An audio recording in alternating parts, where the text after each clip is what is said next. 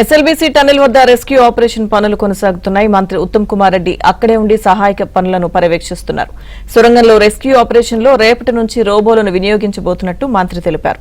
ఈ rescue operation పూర్తిగా భారతీయ సైన్యం తమ ఆధీనంలోకి తీసుకుందని అన్నారు.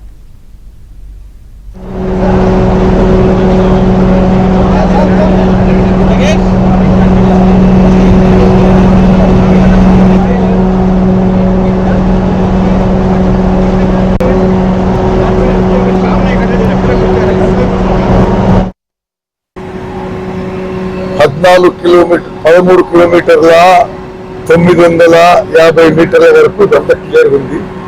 చివరి 50 మీటర్లలో ఈ రెస్క్యూ అండ్ రిలీఫ్ ఆపరేషన్ చేయడము, ఏవైతే లోపల పోతారో వాళ్ళకు కూడా లైఫ్ రిస్క్ అనేది ఇప్పుడు ఎక్స్పర్ట్ చెప్తున్న విషయం.